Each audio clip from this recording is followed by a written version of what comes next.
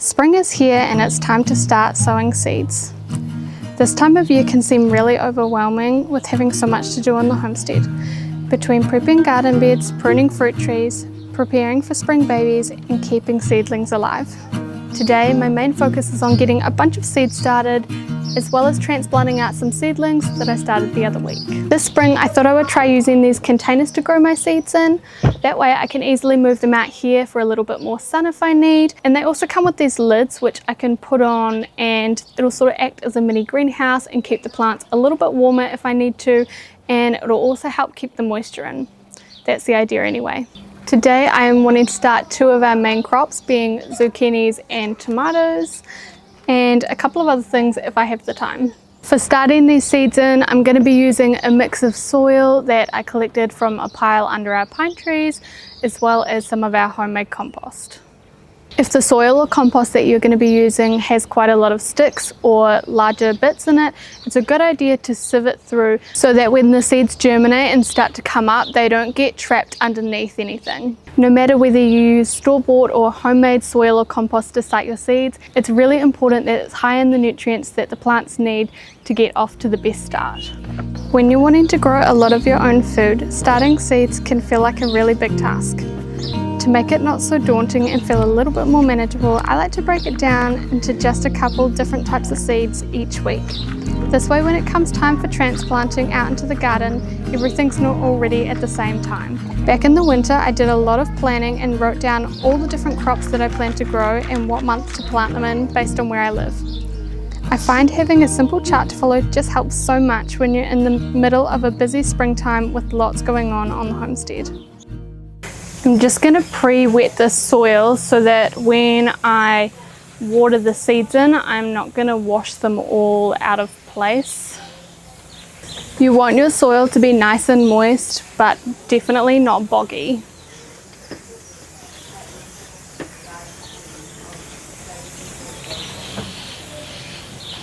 I'm going to start by planting tomatoes. This year we are planting moneymaker.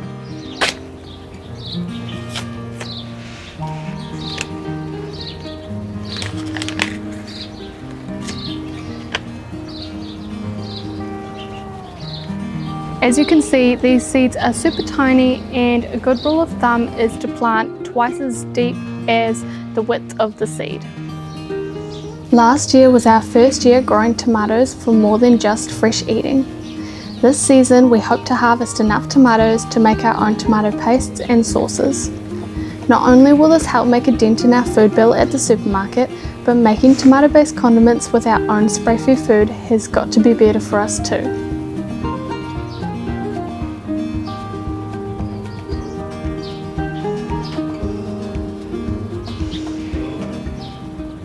I have also learnt my lesson very quickly that it is important to write down what plant I have planted where so that I don't forget when I've got a bazillion plants out. So because these seeds are so small, I'm just going to cover them with a very thin layer of soil.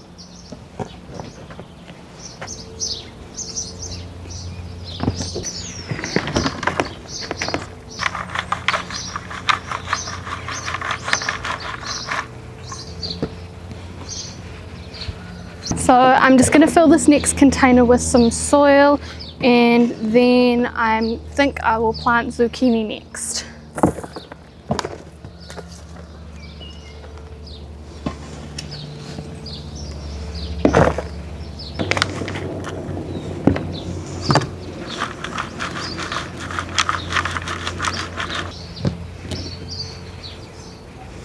Alright, so next up I'm going to plant some zucchini, Black Beauty and Summer Gold.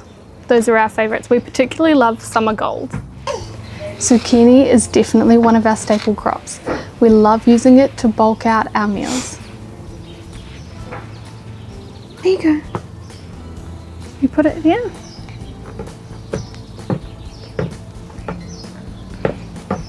Oops, good job. You want another one?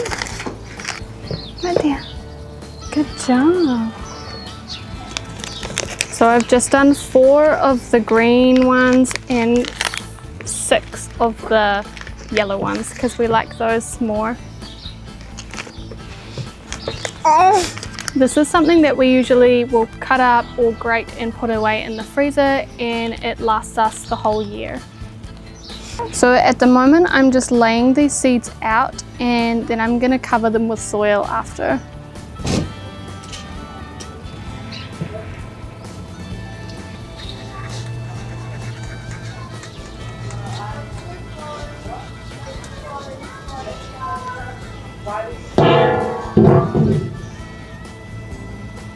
This year I'm going to be growing some more silver beet. We haven't done that for a few years. And I'm also trying a couple of new things. I've got some celery and some eggplant to try. The silver beet I'm going to be growing is Rainbow Lights.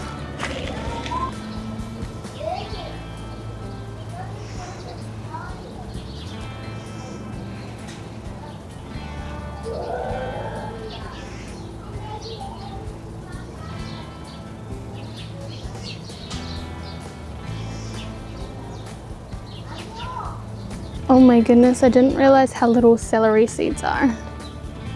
So tiny. I guess I just sprinkle them along the top.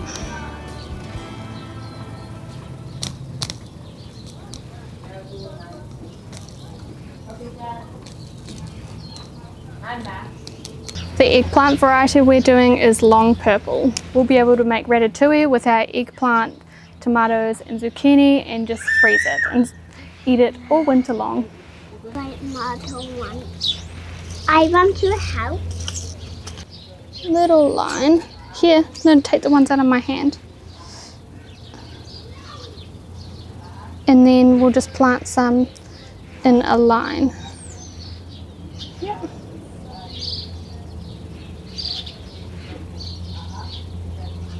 When deciding what to grow each year, it can be really tempting to go all out and get everything. To not get too overwhelmed, it's a really good idea to start with growing foods that are going to fill up your family and foods that your family already eats a lot of. For us, this is things like potatoes, pumpkins, onions, carrots, zucchini, tomatoes and cabbage. Don't get me wrong, it's important to have fun when it comes to growing your own food too. I just think that growing things that are going to yield a bigger harvest, last longer, make a bigger dent in your food bill and fill your family's bellies feels a lot more rewarding than, say, spending a lot of time and money tending to a garden that doesn't yield a very big harvest or that you don't even like to eat. The things we grow are things that we like to eat. So these are some little pear trees I started from seed.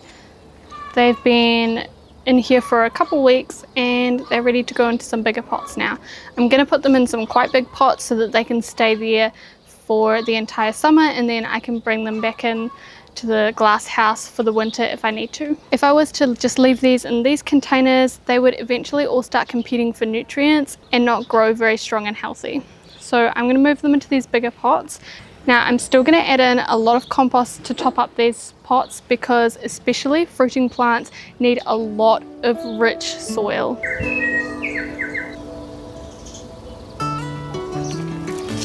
My plan for these pear seedlings is that by putting them in these bigger pots, I can have them out in the sun all summer long and then move them into the greenhouse if they're still quite small to protect them from the winter frosts and not have to replant them again in a few months' time. Come autumn, I'll be busy enough having a new baby as well, so I'm just trying to make everything as easy as possible for myself and getting as much done now as I can.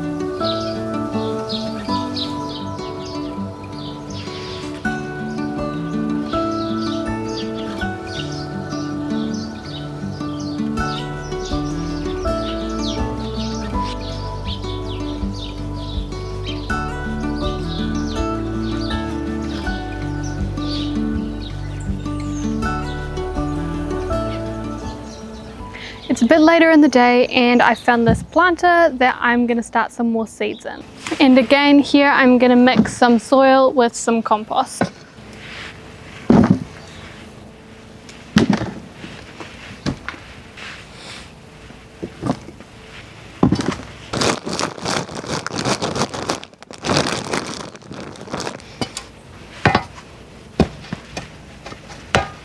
So I went to a friend's place and she kindly gave me a bunch of composted horse manure mixed with sawdust, and so that's perfect compost for starting these plants with.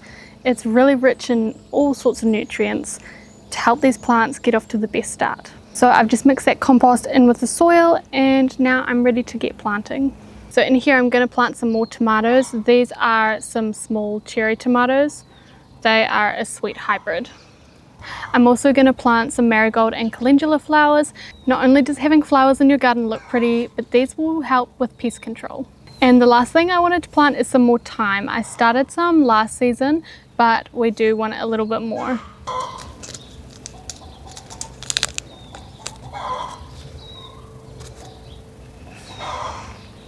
Oh my gosh, I've already dropped more tomato seeds than I meant to. I don't need too many of these, but I guess I'll just plant a few more than I need, and I can always thin them out.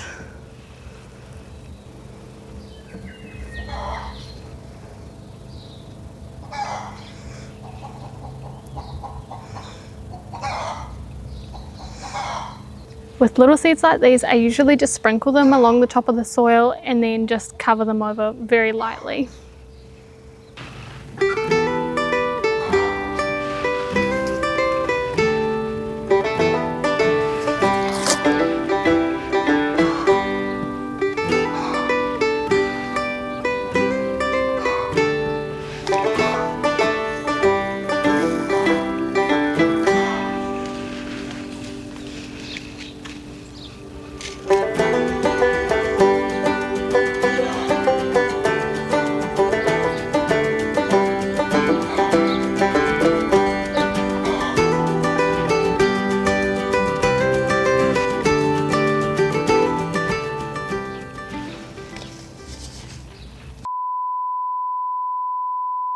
I did not mean to do that.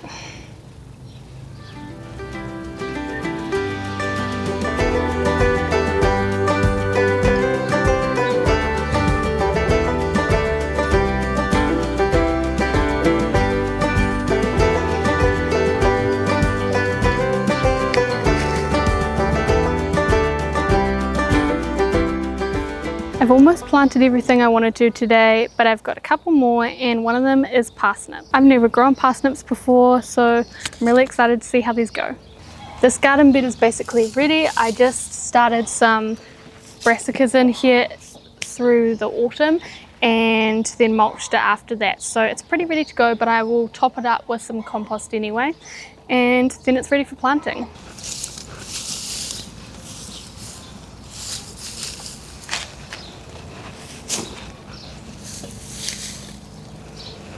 Mulching over the winter has helped me so much keep the weeds down. As you can see, there's basically no weeds, just a couple of tiny ones that'll just rake out really easily.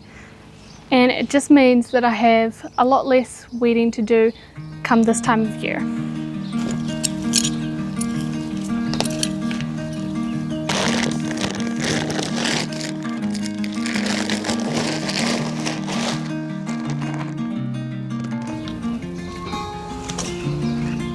I'm just going to mix this compost in a bit, and I think that will be good.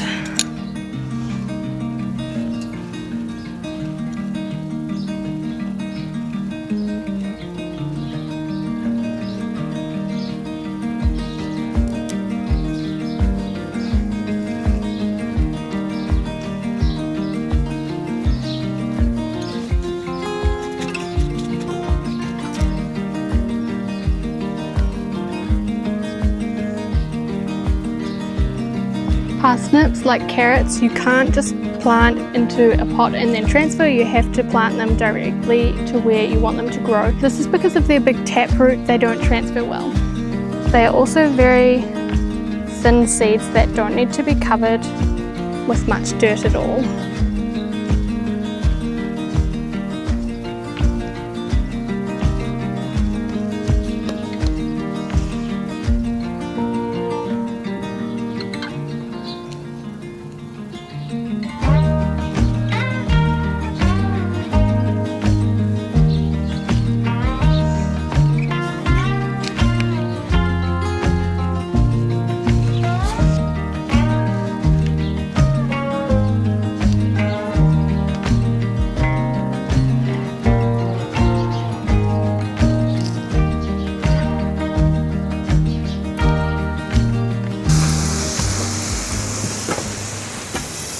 Keeping your soil moist is crucial for successful germination of the seeds. Something that I like to do to help the soil stay moist during this germination period is to cover it with either planks of wood or cardboard. I just water in the seeds and cover it and check under it daily if it needs more water, and I usually leave the planks of wood or cardboard on for about a week, just until you see the sprouts about to come up, then take it off.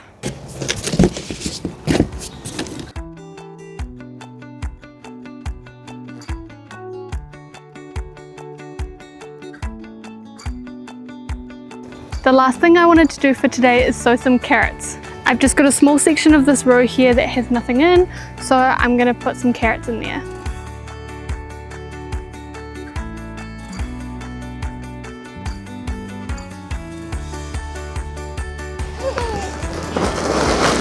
That is not what I wanted to do.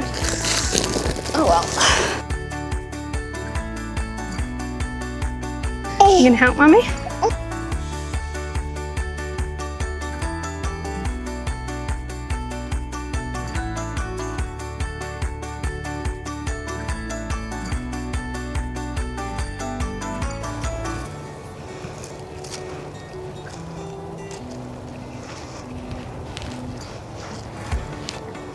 So here behind us, we're just going to plant a small double row of carrots. Yeah. Okay. Self-sufficiency starts here. Working the soil, planting a seed, nurturing it and watching it grow to its full potential. Growing your own food and feeding your family doesn't have to be hard. All it takes is making a start. It's crazy to think that a little effort put in today can make such a huge and positive difference for months and months to come.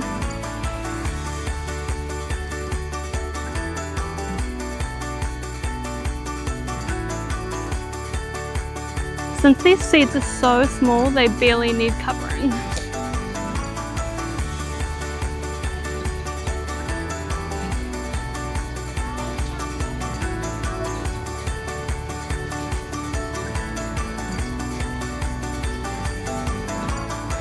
Because they need water to grow.